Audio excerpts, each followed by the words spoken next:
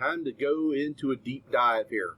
Left and right-sided heart failure and heart failure in general. And when we discuss this, that you got to understand the two different types of syndromes you're going to see with this, or worse together, you're going to see both of them at the same time, which means you got a pretty sick heart. So what usually happens in a heart failure situation is that you've got damaged tissue, which prevents the heart from pumping the way that it's supposed to. So in this example right here, we've got a damage to the lateral wall of the heart.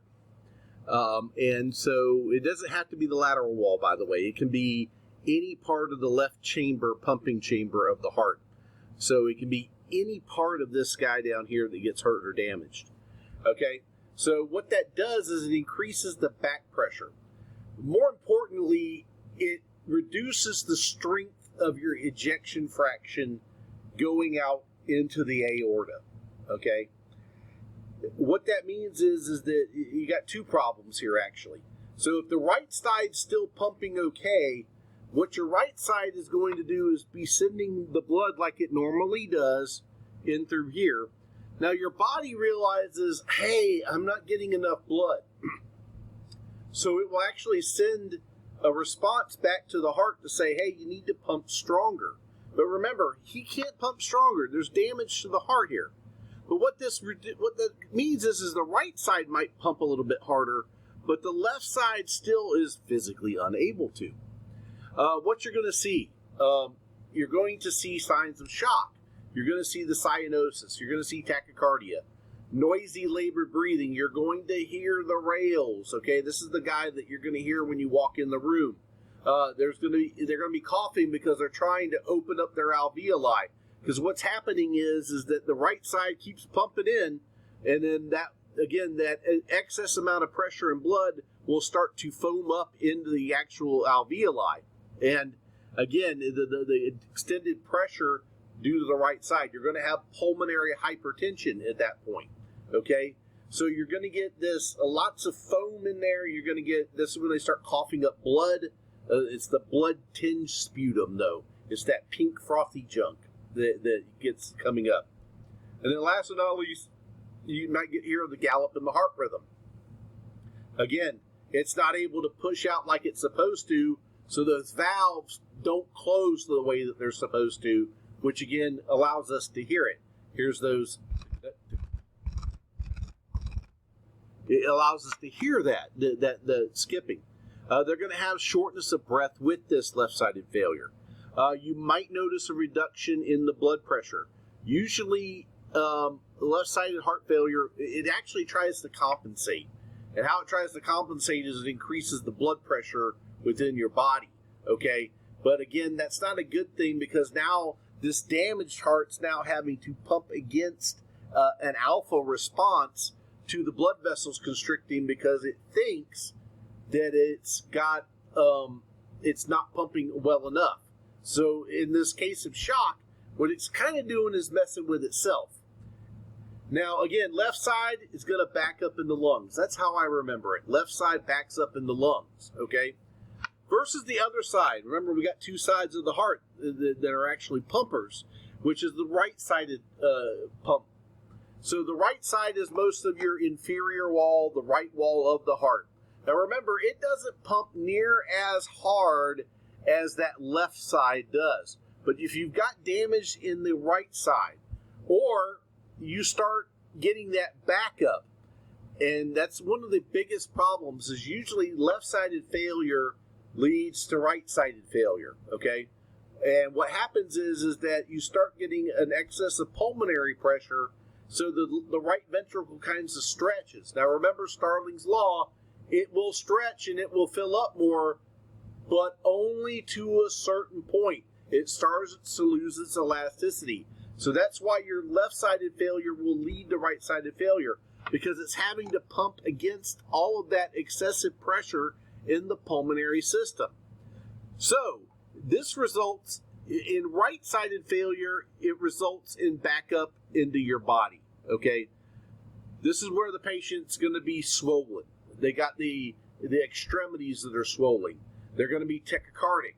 The neck veins will be engorged. It's just as if they've got excessive pressure in the chest, just like, let's say, a cardiac tamponade or a pneumothorax. You're going to have those same kind of signs and symptoms, except you're also going to have edema in the body. You're going to have engorged livers, engorged spleens, okay? This is the one where you can actually reach down just below the rib cage on the right-hand side, and you push down and you're actually feeling on their liver when you shouldn't be able to do that normally, okay? And what this usually results in, by the way, is a backup within the system, okay? Right-sided failure is systemic backup, all right? Left-sided heart failure, pulmonary edema, the lungs, okay? Now, like I said, left-sided heart failure usually leads to right-sided heart failure. Now, we've got to make the heart, when they're in this situation, there's ways to do, by the way, one of the other things it leads to is a pulmonary embolism, okay? Because remember, right-sided failure, that means that the right side's now not going to pump as strong as it should. And unfortunately, it can cause clots to form inside the pulmonary arteries, okay? And so it can lead to excessive pulmonary emboli, all right? By the way, these guys are usually not as mobile because, again, they can't walk around. So what happens in their legs, they get deep vein thrombosis. Where do those break off? They break off, go back to the lungs, or they go back through the heart, into the pulmonary arteries, they block out. All right, so congestive heart failure, let's talk about it globally. It's the reduction in the heart stroke volume caused by fluid overload thought to be from the body's other tissues, okay? Understand, but you can either have left-sided failure, right-sided failure, or all of it failing, okay? And when we talk about all of it failing, we're kind of probably talking more about the congestive heart failure, okay? The problem is the heart's not pumping out enough blood. The ejection fraction is reduced. What happens? It decides to probably pump faster to maintain your cardiac output. Again, that's going to cause you to use up more oxygen, okay? It's going to cause the heart to work harder when it probably needs to rest a little bit, okay? We'll talk about that rest treatment here in just a second. So again, what we're going to be seeing, again, in a left-sided failure, the red frothy, the pink tinged sputum, lots of rales in those lungs, okay? You get pulsus paradoxus, pulsus alternus. You can get both of those, and again, they can't lay down, all right? Matter of fact, you try to lay these folks down, they're going to hate you, like as in really hate you. One of the things that I'll do if I believe that I've got an early stage of this is actually I'll take them from the 90 degrees sitting up, and I'll break them down to 45, just long enough for me to listen, especially if they have no rails, and I lay them down to the 45-degree angle, and now they got rails. More than likely, they've got a form of left-sided heart failure that's in the beginning stages. Now, the good news is if it's in the beginning stages, it's a whole lot easier to treat. When do they usually call us? They usually call us when they can't breathe. Sudden onset of severe dyspnea, usually with rails that you can hear, usually within 5 to 10 minutes. This didn't come on over 3 to 4 days. They've been sick. This is usually a pretty quick event, okay? And it's probably because they did something they shouldn't have done. Drank a whole bunch of fluid, especially if they know they have congestive heart failure. It can be caused from an acute event, by the way. If they have a heart attack, it actually can be caused by that. So you get damaged heart muscle, and then all of a sudden they can't breathe. So the medications that we're going to use in heart failure, okay? The medications we like to use, we want to take off the fluid off of their system. So what do? We get them something that's going to make them pee, okay? Now, do you see why this is kind of an important understanding of why you need to diagnose correctly? So pneumonia has rails, it has rhonchi, okay? Versus heart failure, usually rails, positional rails. And again, when we misdiagnose this, okay, if I dry out a lung that's already dry, that's going to be a problem. But if I've got a wet lung that is that is due to the heart failing because there's fluid backed up, again, that's the person I want to take the fluid off of, okay? Now, we can also use home oxygen or oxygen in our truck. CPAP. CPAP is a wonderful thing. But understand you're adding to the pressures inside the thorax. So again, applied appropriately, CPAP works really good.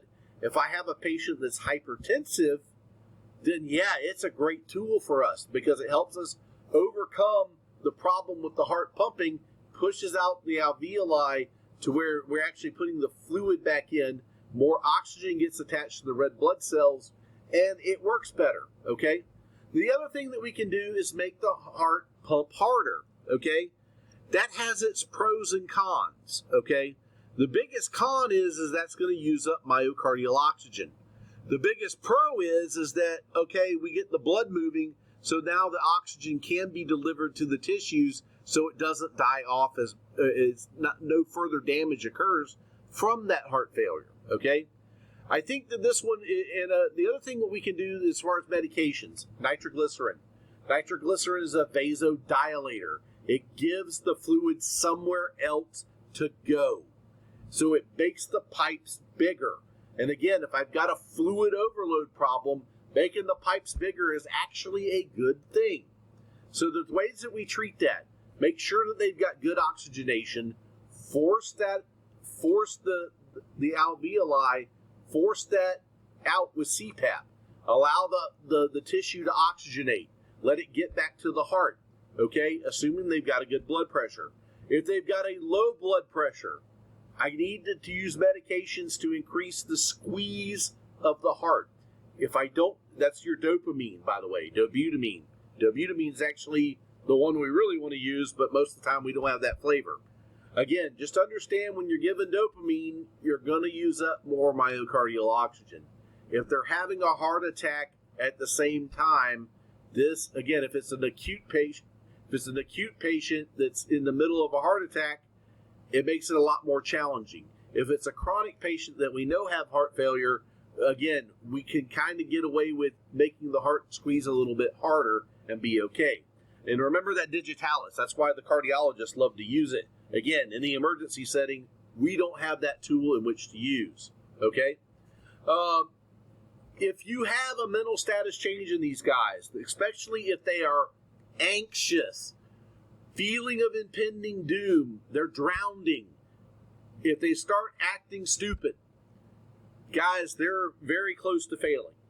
If you're not putting them on CPAP, you probably need to be bagging them, okay? They're getting ready to fail on you. All right, so by the way, one of the questions you need to ask these folks is, are they sitting up? Are they in a tripoded position? There's a reason they're leaning forward. They're trying to create space for oxygen exchange, okay? If they're sleeping at night with multiple pillows or they sleep in a recliner, that's like a huge telltale sign there, okay? Skin, you're going to get color changes. You're going to get peripheral or sacral edema, okay? So they're going to be purple in places that they shouldn't be, all right? Really important to understand that, all right? So what do? Number one, we don't lay them flat, all right? Sit them up straight. Throw some blankets and pillows behind them so they're sitting up perfectly straight, okay? And they shouldn't be walking to your stretcher, okay? No, they avoid the exertion because, again, it's going to cause them to use more oxygen up, more myocardial oxygen. They're not going to get better. Maintain the airway. You might have to intubate these patients. Just understand that actually they do pretty good about getting them weaned off a vent. Where it gets a little complicated if they got COPD or asthma, then it's kind of hard to get them off the vent. But a temporary treatment for them might be the intubation and providing good pressure in and allowing the fluid to come back. It's a form of BiPAP, and again, kind of a good thing. Oxygen administration, establish your IV, limit your fluid. Don't give them a liter of fluid, okay? Especially if they are showing signs of overload, okay? If I got that jugular vein distension, I got that huge freaking liver, everything's puffy, and you look down at their veins, they're kind of puffy, okay? That's kind of means that they're already got full pipes. They have plenty of preload coming back into the right ventricle. We don't need to add to that problem. Okay, matter of fact, you dump a liter of saline into these guys, that's a major issue. Watch the EKG. Again, morphine dilates the venous side. We like that drug. Nitroglycerin does it. Lasix, Bumex takes the fluid off of it. Dopamine strengthens the force of contraction. And I'm talking between 5 and maybe 10 to 15, okay? Not the 20, because we're going to start getting alpha effects. That's going to make your patient work. Again, give them Phenergan or make sure that they get the anti-nausea med, Zofran. Again, nitrous oxide can be helped to reduce pain. And let's throw that one out there. Let's grab the pen here. No, I don't like that one. Let's throw this guy out. Yeah, I would not give nitrous oxide to somebody in heart failure. All right. So again, avoid a patient refusal at all costs. Guys, this is the one that gets bad in 15, 20 minutes. And if they call you because they're starting to tip, sometimes by the time you get there, they could already be in deep, deep trouble. Okay? So these folks need to go to the hospital, because especially if they're not managing it at home like they're supposed to, yeah, they're going to get worse. They will not get better. I assure you. On their own, they're not going to get better. All right. We're going to hold off on this until the next video, and so I'll see you guys on that.